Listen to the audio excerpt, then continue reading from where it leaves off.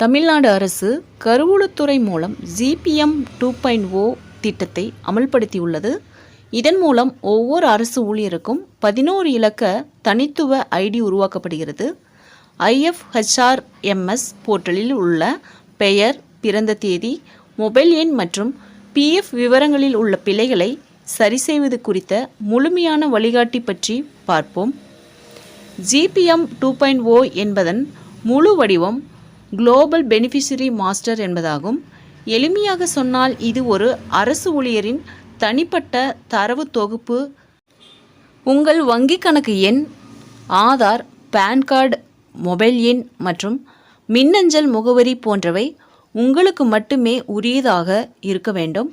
ஒரு ஊழியரின் தரவு மற்ற ஊழியரோடு எந்த இடத்திலும் மேட்ச் ஆகக்கூடாது என்பதை உறுதிப்படுத்தவே இந்த பணி நடைபெறுகிறது. இந்த தரவுகள் அனைத்தும் சரியாக இருக்கும் பட்சத்தில் உங்களுக்கு என தனியாக 11 இலக்க GPM ஐடி உருவாக்கப்படும். உங்களுடைய GPM ஐடி மற்றும் தரவுகளை சரிபார்ப்பது எப்படி? உங்களுக்கு GPM ஐடி உருவாகிவிட்டதா அல்லது உங்கள் தரவுகளில் ஏதேனும் பிழைகள் உள்ளதா என்பதை அறிய கீழ்வரும் படிநிலைகளை பின்பற்றவும். அதாவது IFHRMS போர்ட்டலில் லாகின் செய்யவும். இரண்டாவது, அதர் அப்ளிகேஷன் என்பதற்கு சென்று அதில் GPM 2 என்பதை கிளிக் செய்யவும். அதில் உள்ள நோ யுவர் ஆப்ஷன் பகுதிக்கு செல்லுங்கள். உங்கள் பெயர், GPM ஐடி, ஆக்டிவ் ஸ்டேட்டஸ் மற்றும் முகவரி உள்ளிட்ட விவரங்கள் திரையில் தோன்றும். உங்களுடைய GPM ஐடியில் ஏதேனும் தவறுகள் இருக்கிறதா என்று எப்படி பார்ப்பது? சர்வீஸ் மற்றும் human resource GPM report viewer மூலம் ஒரு எக்ஸல் கோப்பை தரவிறக்கம் செய்யவும். இரண்டாவது, அதில் எக்ஸப்ஷன் வேல்யூ மற்றும் எக்ஸப்ஷன் ரிமார்க் என்ற பகுதியில் உங்கள் தரவுகளில் உள்ள பிழைகள் பட்டியலிடப்பட்டிருக்கும். உங்களுடைய GPM ஐடியில் எப்படி திருத்தம் செய்வதுன்னு பார்த்தீங்கன்னா, அரசு தரப்பில் இந்த திருத்தங்களை மேற்கொள்ள சில முக்கியமான வழிமுறைகள் வழங்கப்பட்டுள்ளன. பெயர் மற்றும் பிறந்த தேதி. உங்கள் பெயர் மற்றும் பிறந்த தேதி ஆகியவை பணி பதிவேடு, IFHRMS ப்ரொஃபைல் மற்றும் CPS மற்றும் GPF அக்கவுண்ட் ஸ்லிப் ஆகிய மூன்றிலும் ஒரே மாதிரியாக இருக்க வேண்டும். பெயரின் இனிஷியல் எப்போதும் பெயருக்கு பின்னால் தான் இருக்க வேண்டும். அனைத்தும் ஆங்கில பெரிய எழுத்துக்களில் இருக்க வேண்டும். நடுவில் புள்ளி வைக்கக்கூடாது.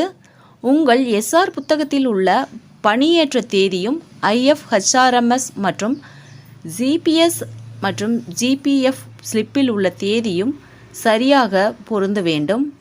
PF வகை பார்த்திங்கன்னா, சிலருக்கு CPS மற்றும் GPF ஆப்ஷன் செலக்ட் செய்ய முடியாமல் மறைந்திருக்கும். இதற்கு ஒரு சிறிய ட்ரிக் உள்ளது. எம்ப்ளாய் கேட்டகரிக்கு சென்று கவர்மெண்ட் சர்வெண்ட் என்பதை மாற்றிவிட்டு மீண்டும் TN கவர்மெண்ட் என தேர்ந்தெடுங்கள். இப்போது அந்த ஆப்ஷன் காண்பிக்கப்படும். கணவன், மனைவி இருவருமே அரசு ஊழியர்களாக இருந்தால் இருவருக்கும் தனித்தனி மொபைல் எண்ணை பதிவு செய்ய வேண்டும். ஒரே எண்ணை பகிரக்கூடாது.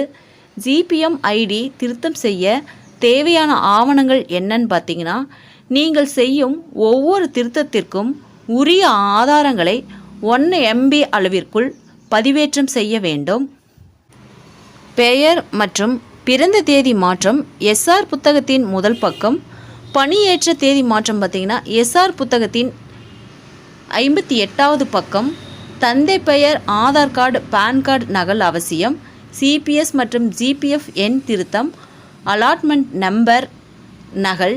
இந்த விவரங்கள் அனைத்தையும் சரியாக புதுப்பித்துவிட்டால் உங்களுக்கு வரவேண்டிய சம்பளம் மற்றும் இதர பணப்பலன்கள் எந்த தடையுமின்றி உங்கள் வங்கி கணக்கிற்கு வந்து சேரும். இல்லையெனில் அவை நிறுத்தி வைக்கப்பட வாய்ப்புள்ளது.